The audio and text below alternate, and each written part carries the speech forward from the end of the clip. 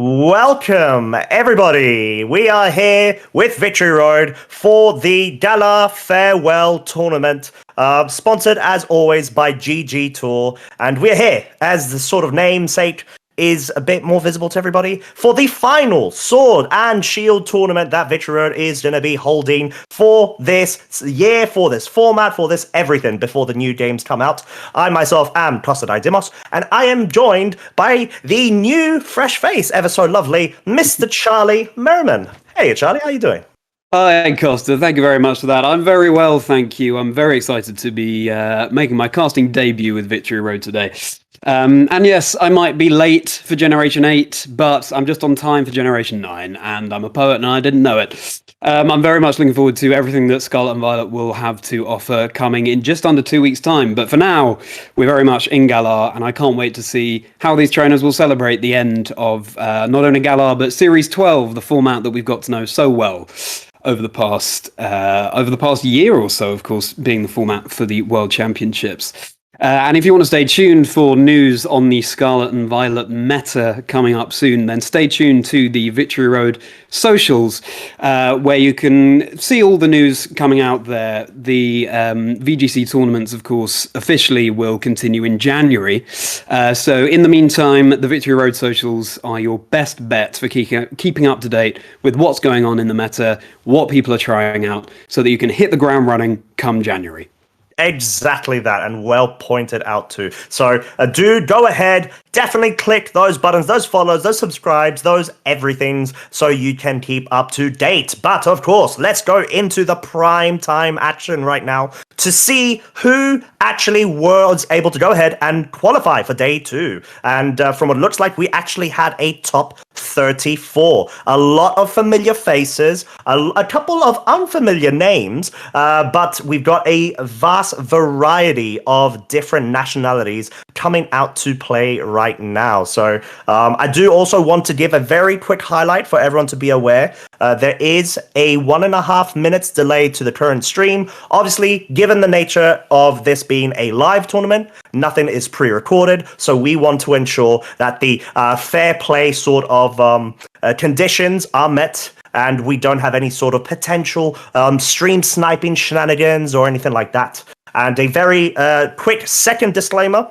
We're in a situation where, because once again it's a live tournament, there is a situation that we may be limited to capture card availability. So a couple of our players, let's say for example, if they go ahead and they progress to the top 8 or top 4, if we do not have any of the players own a capture card, we will unfortunately have to end the stream then and there in dramatic fashion. But don't worry, we're going to keep you up to date about what the situation looks like. But of course, with that being said, we do have the first stream match of the day. We're going to be starting off with top 32, and it is going to be between Juan Manuel Odriozola from Spain versus Thiago Lattanzi from Brazil, and it is going to be a firecracker of a matchup.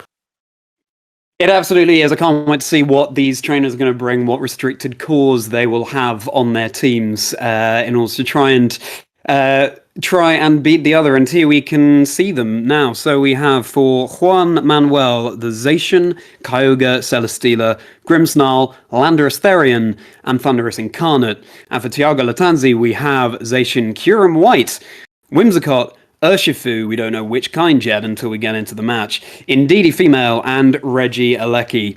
Well, I don't know about you, Costa, but that Kyurem White is sending shivers down my spine on Thiago's side. Juan Manuel is gonna have to put up a strong fight against that Behemoth. Definitely, that is the case. And of course, talking about Behemoth, we do have a couple of restricted Pokemon here that do actually have access to a Behemoth Blade to be able to go ahead and actually half down the sort of general damage output buffer that the Dynamax form would be able to give with its doubled HP. So, like you mentioned, I am personally a huge fan of Kyurem White. Unfortunately, I've not been able to make it work as well, but I am looking forward to seeing what Thiago can bring to the this specific matchup as well, we've got a couple of Pokemon already on Juan's side that are not liking the look of that Kyurem White slot. If I'm completely honest, we've got Kyurem White having access to Freeze Dry, which can be super effective versus water type moves, water type Pokemon. Apologies. We've got the abundance of flying type Pokemon on Juan's side. The Landorus Therian, Thundurus Incarnate. Of course, due to its steel and flying typing, the Celesteela does get hit neutrally. But regardless, I think Juan does have options in, namely that Celesteela, which could be quite intriguing to actually bring about it, as it naturally does resist the Behemoth Blade coming out from Zacian's due to the same type, Steel type. That's right. It's really interesting to see Celesteela here. It's a Pokemon that, once it gets set up, can be very, very difficult indeed to remove. So Juan will be looking to do just that, make it unremovable, let's say.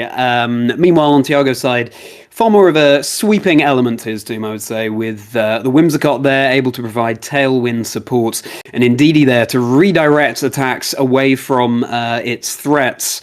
And a Regieleki, of course, which is just the fastest thing ever in Pokemon or otherwise. Juan, a very interesting team composition here. We have a double Genie, and of course we have a Grimmsnarl there, ready to set up screens, and perhaps, if that is indeed the set that Juan is running on his Grimmsnarl, and perhaps add some survivability to his team in the face of some strong offensive threats from Thiago.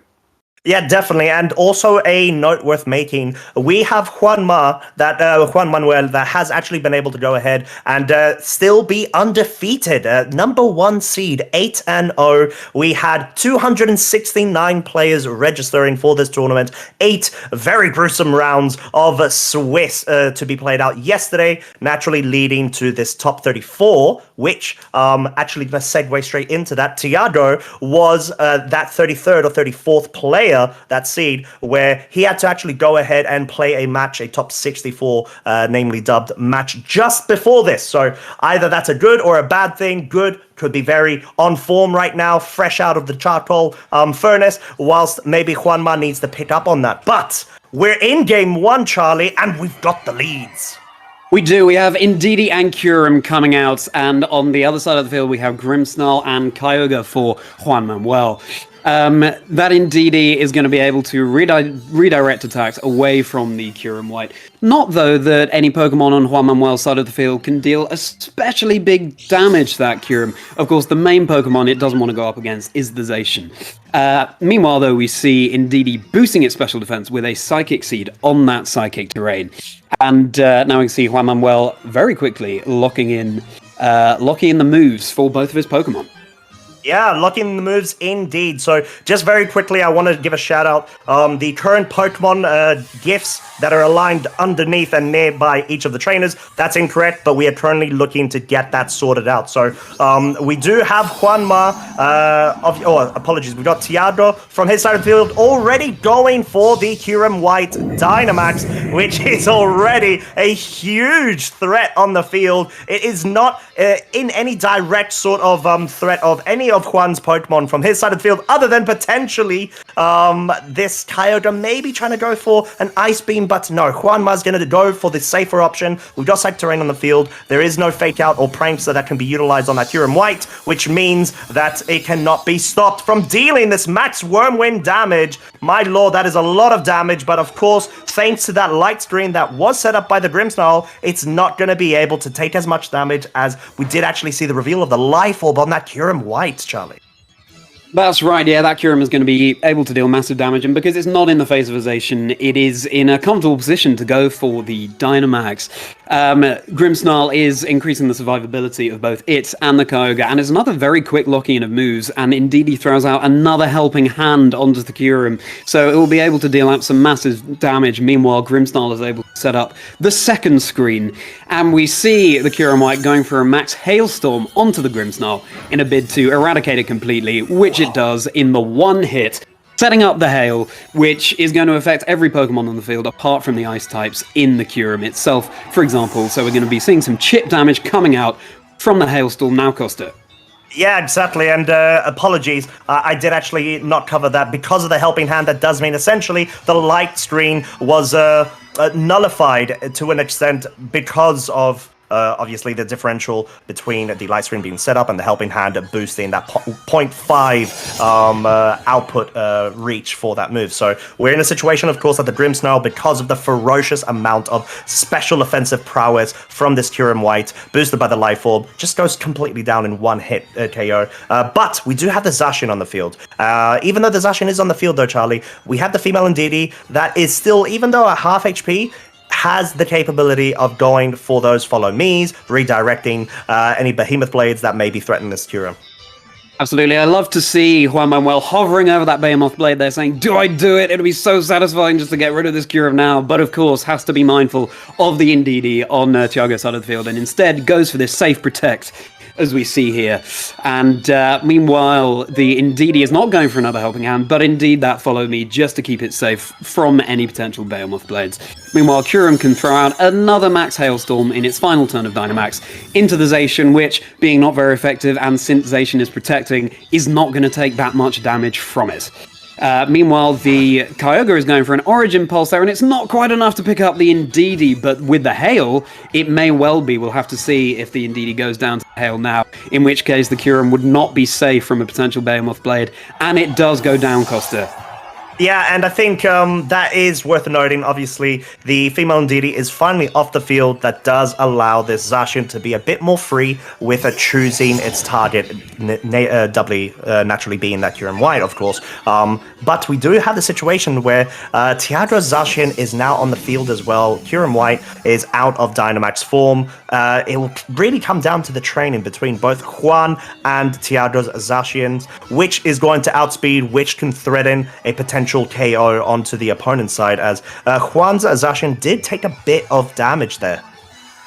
Absolutely, yeah. It's always a fascinating playoff between Zacians to see whether they're trained more defensively or more offensively, more speedily. It's a Pokemon that provides so much flexibility, but we do see the Landorus Therian coming out for Juan Manuel, which is a really fascinating choice because, of course, it is doubly weak to that Kyurem White's very powerful ice moves, but it does have the capability of setting up an Intimidate. But we see an Imprison coming out from Zacian on Thiago's side of the field, meaning that any moves from the opposing Zacian will be locked, but we see the player off taking out the Kyurem White rather than the Behemoth Blade.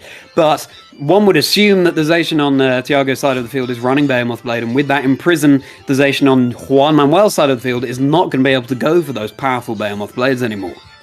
So much information to process in that single turn. We've got a situation where, naturally, like you said, the Zacian outsped. It had the Imprison setup, which surely should be stopping Juan's Zacian from moving completely. But no, it seems like Thiago Zacian doesn't actually have Play Rough, which subsequently allowed the Play Rough to pick up the KO onto that Kyurem White, which was a very surprising turn of events. Juanma does now have that knowledge, is very can sort of like process the fact that Thiago Zacian will surely be trained to be super quick to be able to utilize that Imprison. And we got a Landorus Dynamaxing all of a sudden against an Alecki. Against all the odds, the Landorus is the one that Dynamaxes, but of course, because Kyurem is gone, it doesn't really mind that, and it of course doesn't mind staring down a Regieleki, being immune to its electric-type attacks. However, the Behemoth Blade coming out from the Zacian into the Landorus, it takes it down, still in the green health, to about half health, and those screens paying dividends from the Grimmsnarl earlier. Another player off from the Zacian, which of course it is the only thing it can go for really against this Regieleki, and it takes it out in one hit. Meanwhile, this Zacian is staring down a Max Quake coming out from the Landorus, and it is of course enough to pick up the knockout. I have to commend Juan Manuel's play, going for the Play Rough just in case the Imprison was coming out from Thiago Zacian, which it did. Well, exactly, and you also run the risk of missing a Play Rough. I know that the odds are very, very minimal, but it is still there. It's not a 100% accurate move, unlike the Behemoth Blade, for example. So, very, very quick turn of events there. We saw the moment that the board position was in a situation where the Kyurem White lost its Dynamax. The female Ndidi, most importantly, was no longer on the field to redirect that damage. It didn't quite go as to plan from Thiago's point of view. Even though Juanma, it did look like, oh my lord, the Imprison came out. Surely this Zacian's not going to be able to do anything. But no, the Play Rough was there and was so crucial in this sort of high octane, like peer pressuring, fast modes coming out from both of these trainers. Absolutely. I saw that Landorus Therian and I thought, is that a good idea? And then the very next turn, I was thinking, this is a brilliant idea. It was an excellent bring from Juan Manuel to get it in the right position. And Juan Manuel just has to feel very fortunate that the Zacian's Thiago wasn't running play rough as well as the Imprison, because then it really could have been rendered completely useless. Yep. But going into game 2, how do you think Thiago can adjust his playstyle to adapt to what happened in that game 1? I feel like maybe if Juan can find a position where Lecky is no longer on the field over on Thiago's side, this Celesteela could do some work. I would really like to see the Celesteela maybe being a Dynamax candidate.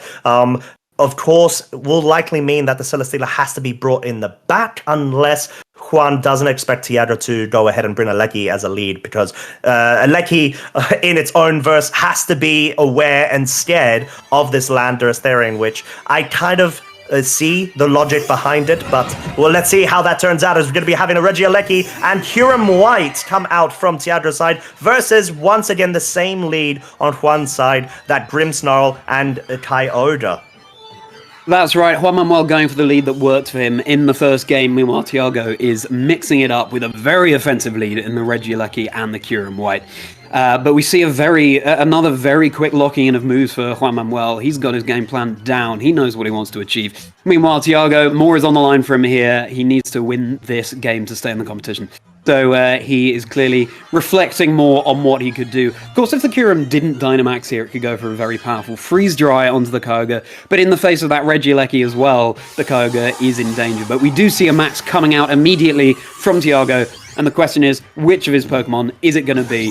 And we see the reveal that the Dynamax Pokemon of choice is the Kyurem again, Costa. Yeah, and it makes a lot of sense, especially when you have a Regieleki on your side of the field as the partner Pokemon. You do have that capability of going for the E-Webs, Electro Webs, to be able to slow down the pace or even directly threaten this Kyogre if it decides to stay in, as we are going to be seeing the Light Screen coming out from this Grimmsnarl being set up, of course, to be able to mitigate any specially offensive damage coming out, similar to that Thunderbolt from the Regieleki, as well as this Max Wormwind. But let's see if it can actually pick up the KO, which it cannot. No, it can't. Kyogre does hang on with a sliver of health. Of course, Kyogre's most powerful move, Water Spout, is dependent on the amount of HP it has, so it wouldn't be wanting to go for a move like that, and indeed we see it going instead for the Origin Pulse. Fortunately, a double connect, and in the rain, it's enough to pick up the one-hit knockout on the Regieleki, something that threatened that Kyogre a great deal. And now we'll have to see what Thiago brings in from the back, and it's Indeedee again, so it will be able to redirect some moves, it will be able to give some helping hands to this Kyurem that can already deal out some massive damage. It's a threatening position for Juan Manuel to be in. Yeah, it definitely is, but I do really like this position in comparison to the previous game, because you still have your max option in the back, right? So that may be, hopefully, I would really like to see a Celesteela somehow be able to be fit in here, but like you said, it's kind of tough. You have a choice between Zacian, Landorus, and Celesteela, and you've got to bring 2 of those 3, so it's going to be a tough choice. But this Kyurem with the female Indeedee by its side is a huge threat. I think Juan definitely has to focus down on Indeedee, but Thiago can also play the situation where he's very aware of this board state and he wants to go for a Protect instead. But no, Helping Hand does come out instead. It does, and yes, the late game Dynamax very much worked out for Juan Manuel in the first game. So clearly that's something he's angling for here, and of course the Regieleki is removed, so Celesteela could indeed put in some work. But we see the Max Hailstorm coming out from the Grimmsnarl, but it doesn't pick up the Grimmsnarl. But with the hail that has been set up at the end of the turn, that Grimmsnarl is most likely going down.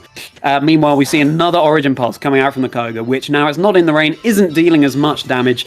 That indeed he takes around a quarter to a third of its health. But the Kyogre is still sticking around. The Grimmsnarl does indeed go down, though. As the Indeedee will also take that Hailstorm chip, the Kyurem being immune being an ice type. And we can see the Zacian now coming out from Juan Manuel, but with the Indeedee on the field, it can't deal the damage to the Kyurem that it would want to. No, it can't, but I think this is a sort of situation where are we just going to be seeing this sort of same safe plays being made? Maybe Kurim trying to target down the Zacian in hopes of being able to pick it up. Follow me redirection from the Ndidi, but a protect from the Zacian. But actually, no protect from that Zacian. It's actually going for the damage, so this will be quite crucial turn to see if this Kurim has decided to expect that protect from the Zacian and just gone for the Kurim, or if it's tried focusing in on it. That's right. Yes, you can imagine Juan Manuel saying, "Well, if I go for the Behemoth Blade, something goes down, whether it's the Kurim or the Ndidi." And in this case, it is the Ndidi. But we see the Mass Quake coming out from the Kurim, which is going into the Zacian, and it's not quite enough to pick up the knockout, even though it's a super effective hit. And now that Ndidi is gone, that Kurim is looking very threatened, especially considering that Juan Manuel still hasn't used his Dynamax. But we see another Origin Pulse coming out from the Koga. This Koga is a very accurate one. It's been able to connect all of its Origin Pulses so far, even though that is not a 100% accurate move. And I'm just so impressed by this Koga still sticking around. It's been on very low health for a few turns now, Costa. It definitely has, and I didn't actually see any sort of spectacles going on its face there, but it's definitely got some very good eyesight going for itself.